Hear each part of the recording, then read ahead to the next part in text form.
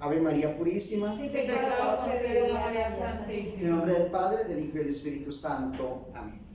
De nuevo, muy buenas tardes, amados hermanos y hermanas. Buenas tardes, Señor. Qué bueno que están compartiendo conmigo este camino de fe, de esperanza y de amor. Continuando con la práctica sobre los mandamientos de la ley de Dios. Estas reflexiones o charlas las comencé hace 2 semanas y estamos todavía en el primer mandamiento de la ley de Dios. Hoy quiero hablarles en este primer martes de Cuaresma sobre un tema muy importante, y es el culto que nosotros cristianos católicos le ofrecemos a los santos, y de manera especial el culto a la Santísima Virgen María, a quien consideramos como Madre de Dios y como nuestra Madre. Amados hermanos y hermanas, el sentimiento de toda la Iglesia católica, declarado por el Santo Concilio Tridentino, es que puede y debe honrarse a los santos. Y por cuanto los herejes no se cansan de echarnos en cara, ser ese honor un crimen de idolatría. Cuando tú te encuentras con un hermano separado, siempre nos dice que el honrar a los santos es una idolatría. Nosotros los honramos, nosotros los veneramos, pero no los adoramos, que es totalmente diferente. No nos cansemos tampoco nosotros de repetirles a estos amados hermanos que la adoración tomada en un sentido particular por el culto, y no se nos olvide de esto, de la tría, no es debido ni permitido tributarla, sino solo y única y exclusivamente ¿a quién? A Dios. ¿El culto de qué? De la tría. ¿Y qué es el mayor crimen? Atribuírselo a una pura criatura, por más perfecta que ella sea. Por cuanto hay otro culto infinitamente inferior a aquel, cuyo culto, sin embargo, es un acto de religión que no es ni soberano ni absoluto, sino más bien dependiente y relativo. ¿Qué motivo fundado puede haber para que se le tribute a los santos? Pues que en la misma Escritura Sagrada se aplica el nombre de adoración a Dios, a los ángeles y a los hombres, a pesar de que hay una especie de adoración que solo convenga a Dios. Es una forma también de hablar de nuestros hermanos separados. ¿Cuántos elogios no hace Dios, por ejemplo, de un Abraham y de algunos otros patriarcas? ¿Qué venganzas no ha ejecutado en los que les afrentaron o causaron alguna vejación o grave perjuicio en su vida, en su misión y en el ejercicio de su culto? ¿De cuántas bendiciones no ha colmado a los que les han acogido honoríficamente y tratado con respeto? Y como si no bastara haberlos hecho tan respetables por sus virtudes, ha querido colmarlos de honra, otorgándoles poderío para hacer signos y prodigios sobrenaturales a estos hombres. Sabemos todos la honra que mandó tributar, por ejemplo, al profeta Daniel por los príncipes de la tierra. ¿Y quién no se maravilla al ver cuán ilustre y glorioso hizo el Señor a Josué? ¿No le honró y otorgó todo su poder? ¿No hizo abrirle paso los ríos, hacer caer a su vista las murallas de Jericó, detener el sol en medio de su carrera? Eso lo pidió Josué. Eso está en las Sagradas Escrituras. ¿Qué santo ha sido nunca más honrado por el mismo Dios? Ahí vemos cómo Dios escucha a sus santos y a sus elegidos. Y por hablar de los santos, por ejemplo, de la nueva ley, ¿no los ha hecho Dios honrar en esta vida por ese mismo poder que les ha dado sobre las criaturas? Sé muy bien, amados hermanos y hermanas, que los enemigos del culto de los santos no dan mucha fe ni crédito a estos milagros tan auténticos y probados muchos como los de la antigua ley, mas podrán al menos poner en duda los que el sagrado texto refiere de los apóstoles y discípulos del Salvador. El hombre Dios les prometió que les daría poder de hacer milagros. Eso se lo digo a quién, a los apóstoles, aún mayores que los suyos. Eso está allí consignado en la Sagrada Escritura, en los Evangelios. Y esta promesa no pudo quedar sin efecto, como observa San Agustín. Si los enfermos se curaban con solo tocar, por ejemplo, el borde u orla de la ropa del Salvador, lo han sido con la sola sombra de Pedro, como se refiere en los Hechos de los Apóstoles, en el capítulo 5, versículo 15, que dice que el apóstol Pedro curaba con su sombra, sanaba a los enfermos. San Pedro convierte en un solo sermón, San Pedro, más gente que nuestro Salvador divino en muchos, con muchos. No ciertamente porque fuese más eficaz la palabra de Pedro que la de Cristo nuestro Señor, sino porque este divino Señor quería colmar de honra a aquel a quien había encargado del ministerio del apostolado, y por glorificarse a sí mismo en sus siervos y en sus santos. No contento nuestro Señor Jesucristo con comunicar a sus santos un poder que solo pertenece a ¿quién? A Dios. Dios es el que hace los milagros. El hacer milagros se digna además glorificarlos de un modo todavía más admirable, declarando que su Padre los honrará y que estarán en donde Él esté. Juan 12:26. Y en otro lugar declara a sus apóstoles que cuando esté sentado en el trono de su majestad en el día del juicio, estarán sentados junto a Él en 12 tronos para juzgar a las 12 tribus de Israel. Se diría que quiere hacerlos iguales suyos y darles una prerrogativa de honor y autoridad infinitamente superior a cuanto pudieran visionar el hombre más ansioso de gloria, honor y poder. Mas los herejes, los impíos, confundidos con estas razones, amados hermanos y hermanas, sacadas de la misma Sagrada Escritura, porque todo esto está sustentado ¿dónde? En la Sagrada Escritura. Lo que yo les estoy diciendo hoy está sustentado en las Sagradas Escrituras. Osan ellos entonces apelar a la historia de los primeros siglos del cristianismo y no vacilan a afirmar que en otro tiempo la Iglesia no tributaba a los santos cultos semejantes a los que le tributamos hoy los católicos. Eso dicen ellos. Pero basta echar una ojeada por los escritos de los santos padres de los primeros siglos para hacerles ver a estos herejes cuántos se engañan, o por mejor decir, de qué modo intentan engañarse a sí mismos y también engañar ¿a quién? A los demás, a los incautos. Dice Teodoreto, refiere que en su tiempo, esto es, en los principios mismos del cristianismo, se fundaban por doquiera, decía Teodoreto, iglesias a honra de los santos mártires. San Gregorio, taumaturgo, recogió las reliquias de los santos mártires muertos durante la persecución de Decio y estableció fiestas en honor suyo. Leamos entonces, amados hermanos, lo que aconteció en la muerte de San Policarpo, discípulo del apóstol San Juan. San Policarpo, discípulo del apóstol San Juan y primer obispo de Esmirna. No es casi posible subir más arriba. Aquí hallaréis que se tributaron al santo mártir honores semejantes a los que tributamos hoy a los santos.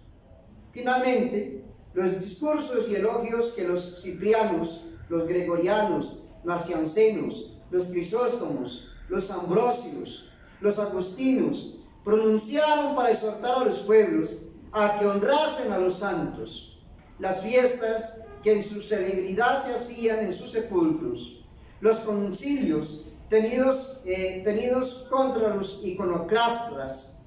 Todo esto forma y constituye una tradición tan constante que no se concibe cómo los herejes protestantes tienen aún valor para decir en sus libros y en sus discursos que en este punto no han hecho sino restablecer la antigua disciplina de la Iglesia. Esa es la mentira de ellos.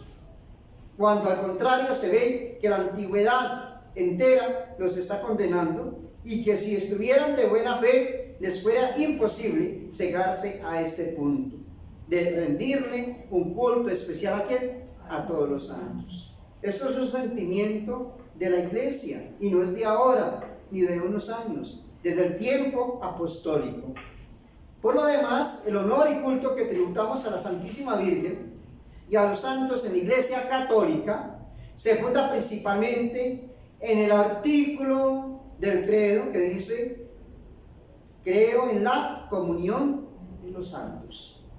De esa comunión de los santos que en muchas ocasiones he hablado cuando traté el tema del credo, ¿sí? Cierta ocasión hablé sobre eso, ¿qué era la comunión de los santos? ¿De qué habla acá? Pues de la iglesia militante, de la iglesia ¿qué? Purgante y de la iglesia triunfante. Esa es la comunión de los santos. Allá, comencemos desde el cielo hacia la tierra. Los santos interceden por nosotros ante el trono celestial de nuestro Señor y Salvador Jesucristo, con sus oraciones y plegarias. Miren, si ahora lo decía de estos santos hombres del Antiguo Testamento y del Nuevo Testamento, si acá en la tierra intercedían por nosotros, ahora aún más en el cielo, cerca de Dios, participando de la gloria de Dios, ¿cómo no van a interceder por nosotros? Pues la Biblia está llena de eso, de hombres siempre intercediendo, pidiendo y clamando al Señor, no solamente por ellos, por el pueblo. Vemos a un Moisés levantando los brazos al cielo y pidiendo por el pueblo de Israel cuando estaban en momentos difíciles, cuando iban a atravesar el Mar Rojo. ¿Qué hizo él? Levantó sus brazos al cielo, ¿sí? Y oraba y pedía por el pueblo. Abraham no pidió por Sodoma y Gomorra. ¿Y cuánto insistió al Señor? Por tantos justos y hay en ese pueblo, por tantos justos no los vas a perdonar. Intercesión. Y muchos hombres y mujeres del Antiguo Testamento, una Judith, Ruth, Esther, mujeres que intercedían por su pueblo, clamaban al cielo. Y en el Nuevo Testamento pues está también, pues, hablemos de Jesús, que es ejemplo para nosotros de oración, de modelo de oración, ¿sí? Pero también vemos allí a los apóstoles intercediendo, a la Virgen María, en primer lugar intercediendo, pidiendo, hacer lo que Él os diga, dijo en las bodas de Caná de Galilea. Entonces, por lo demás, el honor y culto, vuelvo y repito, que tributamos a la Santísima Virgen y a los santos en la Iglesia Católica se funda entonces principalmente en este artículo. Ahora, en el purgatorio, dos cosas muy importantes. Las benditas almas esperan que nosotros oremos por ellas. Ellas ya allí no pueden hacer absolutamente nada. Esperar de nuestras oraciones, de nuestro amor y misericordia para con ellas. Allí no pueden merecer, allí no pueden hacer obras de caridad, allí no pueden aumentar su gracia. Allá no pueden decir yo oro y hago este devocional y entonces con eso se me va mermando la pena. No, esperan ¿de quién? De nosotros. Entonces nosotros oramos también por las benditas almas del purgatorio. Pero hay algo muy especial y yo no me lo estoy inventando en este momento. Eso lo dicen los sabios y entendidos en este tema, los santos de la iglesia, que ellos también piden por nosotros, claro. Ellos lo que están haciendo es purificarse en ese lugar y pagar las penas que deben por sus pecados. Y un día saldrán de allí, no se van para el infierno, un día saldrán de allí, van es para la gloria, Entonces ellos también, en medio de su dolor, ¿sí? Dios les permite ver y sentir lo que pasa acá en la tierra, ¿sí? Comunicarles de lo que pasa acá en la tierra, que están orando por ellas, que están pidiendo, que está sucediendo, que estamos orando por ellas. Entonces ellas también piden por nosotros. Entonces nosotros pedimos por ella, por nosotros, y nosotros que le clamamos al cielo a los santos, oramos y damos gracias a los santos que por su intercesión hemos conseguido tantos y tantos favores, que por la intercesión de ellos Dios nos ha hecho tantos milagros. Dios es el que hace milagros, sí, ellos no, pero ellos interceden y piden. Y ahora entre nosotros mismos acá en la tierra, no pedimos y rogamos los unos por los otros. Yo a quien le ruego es a Dios, y yo le pido por ti, por tus necesidades, en primer lugar tu conversión y salvación. Pedimos por todos nosotros. Esa es entonces la comunión de los santos. Y con efecto, si es en verdad como nos dice San Pablo, que todos los fieles son un solo cuerpo con Jesucristo, de cuyo cuerpo es cabeza este hombre Dios, y nosotros miembros, dice el apóstol. Sí, según este artículo del símbolo y la doctrina común y uniforme de los santos padres, los santos que reinan con Jesucristo en el cielo no componen un cuerpo diferente del que los fieles que viven aún en la tierra componen con el mismo nuestro Señor Jesucristo un cuerpo. Y si es cierto que la iglesia de los santos que están en el cielo y la iglesia de los fieles que aún están combatiendo en la tierra no son dos iglesias diferentes, sino una sola, si todos ellos no hacen sino una misma sociedad, una misma comunión, ¿por qué no se ha de tributar uno especial y particular entonces a los que son principales miembros de este cuerpo? Puede negarse sin desmentir la regla de la Sagrada Escritura, claramente establecida por San Pablo y sacada del sentido común de todos los hombres. Puede negarse, repetimos, que los miembros de un mismo cuerpo se deben un amor y un honor mutuos, recíprocos, mayores o menores a proporción del rango o función que tengan en el cuerpo. El honor entonces, amados hermanos y hermanas, que se tributa a la Santísima Virgen María y a los santos, lejos de causar perjuicio o menoscabo al que se tributa a Dios, es al contrario una especie de acrecentamiento o perfección de este. Y efectivamente, como la santidad por la cual merecen ser honrados los santos, procede y viene ¿de dónde? Procede y viene de Dios, que es su primero y único origen. Es de toda necesidad que el honor que se tributa a los santos suba y trascienda hasta Dios como a su último y soberano fin. A Dios pues es a quien propiamente se honra en los santos, pues que no son dignos de honor, sino por el destello de la santidad y perfección de Dios que brilla y reluce en ellos. Hoy celebramos la memoria de San Pedro de Damián. Está en el cielo, ruega e intercede por nosotros. En todos los santos honramos, aunque no conozcamos su historia, pero en los santos honramos sus virtudes. Si están allá, honramos su fe, su esperanza y su caridad, su fidelidad a Dios. Honramos en ellos esa fortaleza, ese combate aquí en la tierra, porque fueron de carne y hueso como nosotros. Ahora son espirituales, están en el cielo, pero fueron de carne y hueso y sintieron lo que nos sentimos nosotros: hambre, sed, angustias, trabajos, dolores, desilusiones, persecuciones, enfermedades. Los atacó a muchos el enemigo con pasiones, malos pensamientos, lujuria, pero la supieron dominar por la gracia de Dios y siempre clamaban a Dios. Ejemplos de ayuno, ejemplos de oración, de penitencia, de conversión. Esos son los santos. Si los santos son santos, es porque santo los hace ¿quién? Dios. Santos los hace Dios.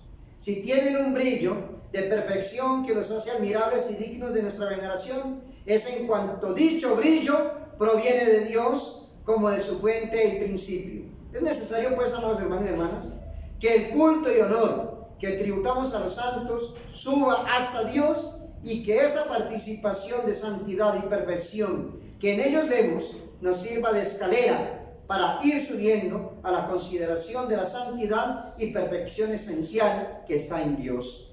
Esta reflexión tan sencilla basta entonces, amados hermanos, para demostrar que los honores y cultos que tributamos a María Santísima y a los santos nos aproximan a Dios muy lejos de desviarnos o impedirnos llegar a ellos. El culto que le rendimos nosotros a los santos se llama culto de Dulía, y el que le brindamos a la Santísima Virgen de Hiperdulía.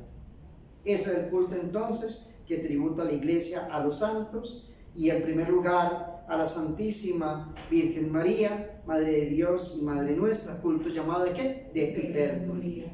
Damos gracias a Dios por todos estos santos, por María Santísima, Reina de los santos, Reina de los cielos, por estos hombres y mujeres que son ejemplo para nosotros y que nos invitan también con esta vida a seguir este camino.